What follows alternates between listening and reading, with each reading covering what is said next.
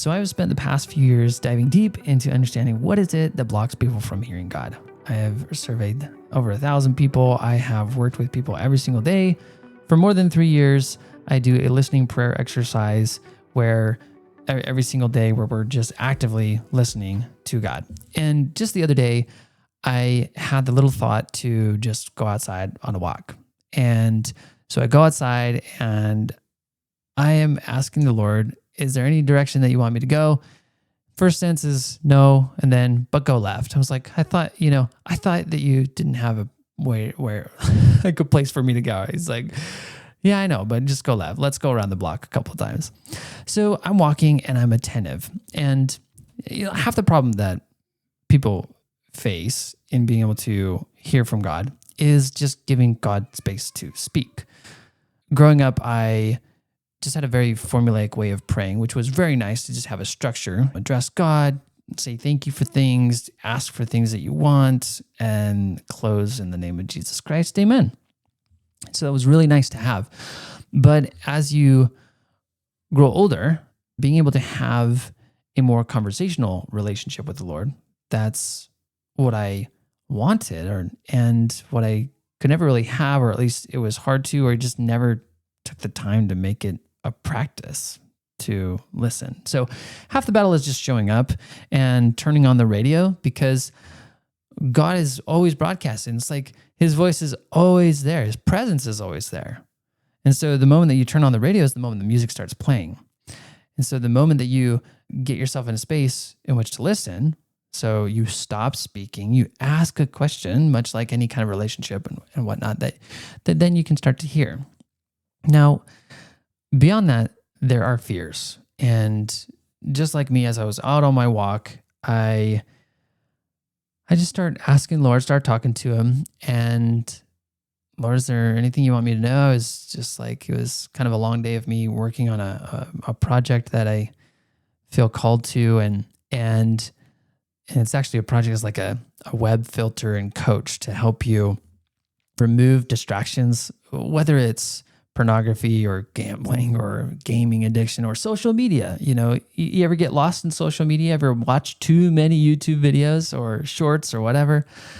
So it's this web application that is meant to help you like pause and connect to God. And so I'm really excited about it, but I was working on that all day, took this walk, I'm going out, and I just have this random thought to go across the street to this house, this neighbor that I've never met before. I've never really been to their house. I don't think I've knocked on their door, but I see on their car, they have a license plate cover that says Jesus and a fish sticker that says like Jesus saves. I'm like, this is my kind of people right here. And so it was so weird because it's like I just end up going and knocking on the door.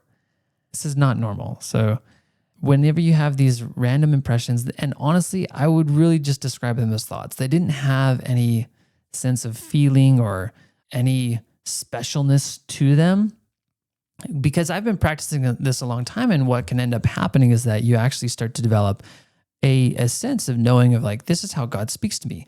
But even then, that can create a rule for you where it's like, if God doesn't speak to me in this certain way, then maybe I'm not hearing his voice.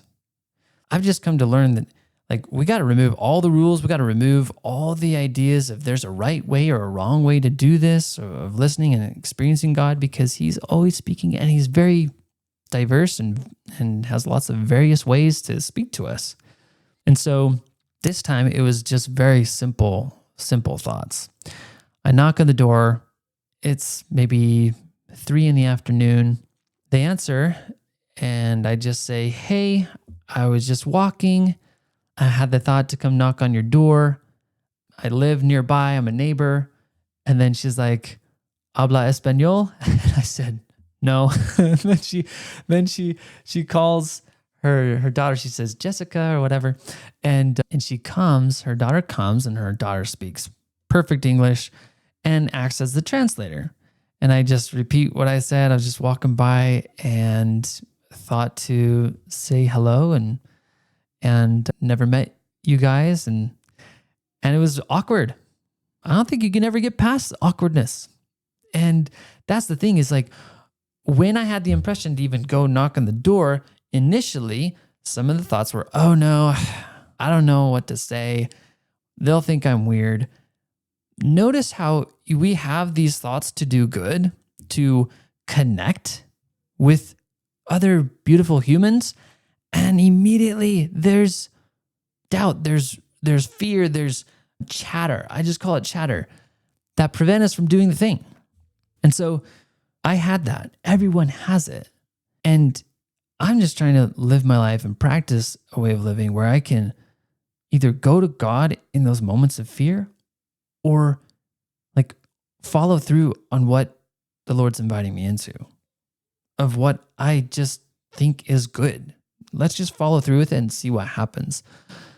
So we continue the conversation, and in the conversation, somehow she says that they do a Bible study, and she walks off and opens the garage, and then she says, "You should come and see."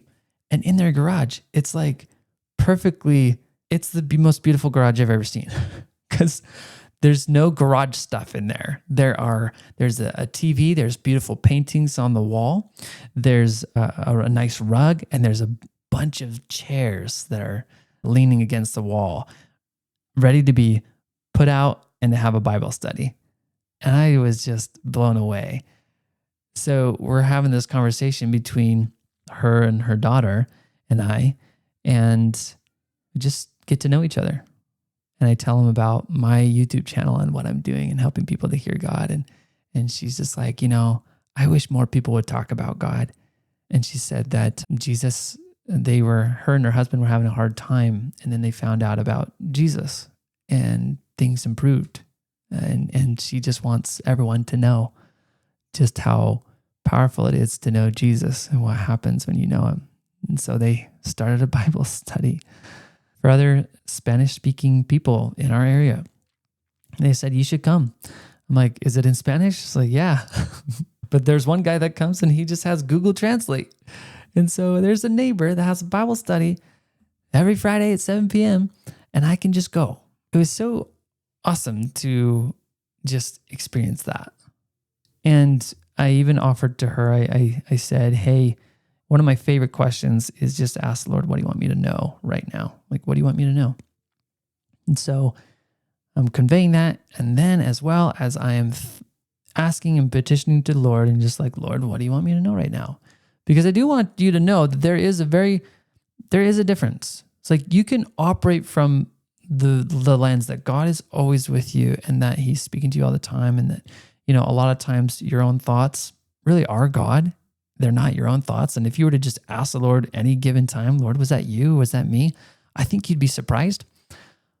But there is also a deliberate practice of you living a life where you just ask the Lord questions that even mid-conversation, you say, "Lord, what do you want me to know right now?" And sometimes it can be hard because mid-conversations, your brain is limited. It can only focus on one thing at one time. So to listen to someone, but also like send a prayer up and to listen and receive in your heart or whatever, and then convey that takes practice to me. But as I paused for a moment and listened, God was just like telling me how much he loves her. And so I told her that. And what a beautiful thing that some random guy, meaning me, can go outside, just pause to listen, ask some questions, follow whatever thoughts come that are good, that would lead to goodness and wholeness. And, God is love, and he's going to bring us things that will bring forth good fruit. So I want to ask you though, and you can put this down in the comments. I want to create a playlist of some of these things, but I want you to think about what you're afraid of when it comes to hearing from God. For example, a prompt might be, "I'm afraid to hear from God because," fill in the blank.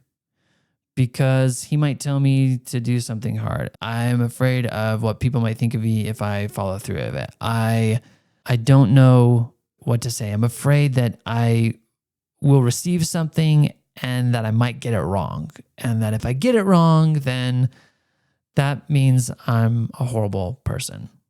I'm afraid that he won't speak. It's just like, what are you afraid of when it comes to hearing from God? Put it in the comments, and I will just make a video for as many of them as I possibly can. We'll just dive deep. I might even include some listening prayers into this series so that anyone with any fear that relates can just go through this whole playlist and hear from God. Hear God address those very fears, just like he did Moses when Moses was just like, I don't know, Pharaoh's a big deal, and how am I supposed to deliver the children of Israel if Pharaoh's just like, I'll take care of Pharaoh. I don't know what to say. I'll let you know what to say. No, but really, I don't know what to say. I'll provide Aaron for you. It's like, oh, but what about my brother? What do I say to them? Tell them that I am sent to you. You can read it all this in Exodus 3. But it's just like, there are examples of people in the Bible, they just give excuses as to why they can't do something, and the Lord answers them. He helps them to understand who they are and what they're meant to do with their lives. And I believe that he knows the same about you. He wants to encourage you. He wants to inspire you. He wants to help you come into the fullest expression of who you are. And if fear's the thing that's stopping you, which it is, we'll address all of them. As many fears as we can possibly name and label, and understand the roots of those fears. Like, what are the lies? What are the things that, and the thing is, like, one challenge beyond just me talking towards these fears and you even leading you in a prayer for you to receive exactly what you need to receive, there are nuances. There are personal life experiences that you've had that could use a coach, could use a community or someone to walk you through that. And so if you need that, there is a community. It's called the Receive Academy. You can go to receiveacademy.com and find out more. I just want to help you become free, because that's what's happening for me. The more that I listen to God, the more that I talk to him about my fears, the lies that I'm operating from, the more he addresses them, heals them. I think in a new way, live in a new way, and all of a sudden, life feels more peaceful and joyous and exciting because I trust in God and I know him more, and we are better friends, more in relationship. So if that is something that you want, you're interested in, please leave a comment below, as well as come and join us in the community. All right, friends, put a comment below. Tell me about your fears. We're going to make videos on as many of them as we possibly can. This is an idea that God gave me to do, so let's do it. And we'll just address all of them. Love you. Appreciate you. Have a good one.